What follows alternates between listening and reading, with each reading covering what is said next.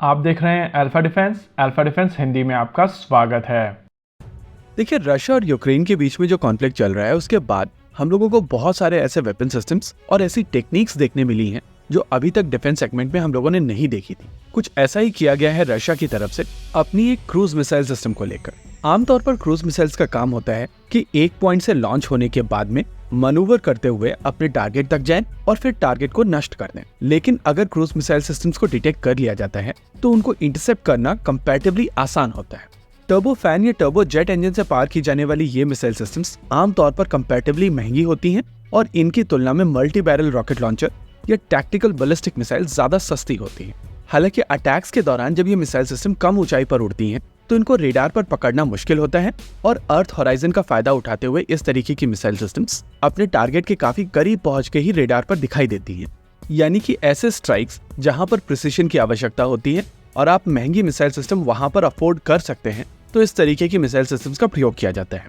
लेकिन परेशानी घूम फिर कर वहीं आती है कि अगर इस तरीके की मिसाइल सिस्टम्स को डिटेक्ट कर लिया जाता है तो इन महंगी मिसाइल सिस्टम्स को कंपैरेटिवली आसानी से न्यूट्रलाइज किया जा सकता है और इसी रिस्क को मिटिगेट करने के लिए दो अलग अलग अप्रोच का प्रयोग किया जाता है। एक अप्रोच जहां पर मिसाइल सिस्टम की स्पीड बहुत ज्यादा बढ़ा दी जाती है तो इनको इंटरसेप्ट करना बहुत ज्यादा मुश्किल हो जाता है, जैसा कि भारत की ब्रह्मोस सुपरसोनिक क्रूज मिसाइल के केस में है। हालांकि रैमजेट इंजन का प्रयोग करने के चलते इस मिसाइल सिस्टम की कॉस्ट और ज्यादा हो जाती है। वहीं अगर दूसरी अप्रोच की बात की जाए तो मिसाइल सिस्टम का रेडार क्रॉस सेक्शन कम किया जाता है, इसके शेप को ऑप्टिमाइज किया जाता है ताकि मिसाइल सिस्टम स्टेल्दी हो जाए। साथ ही इसके ऊपर रेडार एब्जॉर्बेंट मटेरियल का पेंट किया जाता है। रेडार एब्जॉर्बेंट मटेरियल के पेंट के चलते इस मिसाइल सिस्टम के ऊपर आ रही रेडार रेडिएशन अब्जॉर्ब हो जाती है और enemy surface to air missile systems के रेडार इस तरीके की मिसाइल सिस्टम्स को पकड़ नहीं पाते हैं। और नेचुरल है कि अगर इन मिसाइल सिस्टम्स को पकड़ा नहीं जा सकता है तो इनको मारा भी नहीं जा सकता। लेकिन इन दोनों ही तरीके की अप्रोच के साथ में एक परेशानी है। अगर आप स्पीड बढ़ाते हैं या मिसाइल सिस्टम को स्टेल्दी बनाते हैं तो ओवरऑल मिसाइल सिस्टम की कॉस्ट काफी ज्यादा बढ़ जाती है।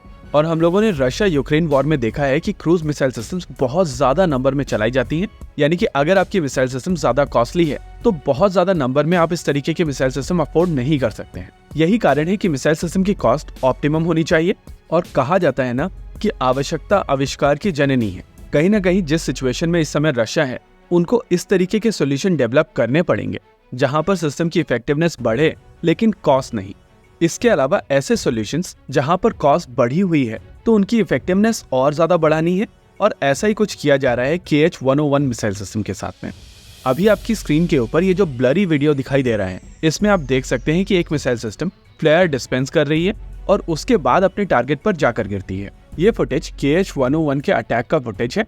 देखिए, KH-101 एक स्टेल्दी क्रूज मिसाइल सिस्टम है और इसी वजह से इस मिसाइल सिस्टम की कॉस्ट ज्यादा है। ऐसे में अगर इस मिसाइल सिस्टम को इंटरसेप्ट कर लिया जाता है तो रशिया की साइड में लॉस ज्यादा माना जाएगा और इसी वजह से जब ये मिसाइल सिस्टम लॉन्च की जाती है तो टारगेट के करीब पहुंचकर ये मिसाइल सिस्टम फ्लेयर्स को डिस्पेंस करती है और इसी चीज को आप उस ब्लरी फुटेज में देख पा रहे थे। ये चीज हम सब जानते हैं कि यूक्रेन के पास में इस समय अच्छे खासे surface to air missile systems हैं, लेकिन अगर मिसाइल सिस्टम इस तरीके की होगी जो काउंटर मेजर्स डिस्पेंस करने में सक्षम होगी तो उसको इंटरसेप्ट करना बहुत मुश्किल हो।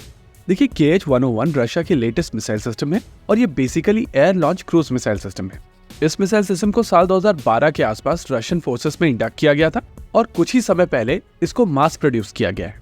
रिपोर्ट्स की मानी जाए तो इस मिसाइल सिस्टम की रेंज 2500 किलोमीटर से ज्यादा की है और इमेजिन कीजिए कि एक स्टेल्दी क्रूज मिसाइल सिस्टम जो काउंटर मेजर्स के साथ में आती है और वो लो फ्लाइंग करते हुए 2500 किलोमीटर से ज्यादा दूरी पर अपने टारगेट को मारने में सक्षम हो, वो क्या क्षमता है। इसी के साथ आज के इस वीडियो में रखते हैं केवल इतना ही। वीडियो को अंत तक देखने के लिए धन्यवाद। देखते रहिए अल्फा डिफेंस। जय हिंद।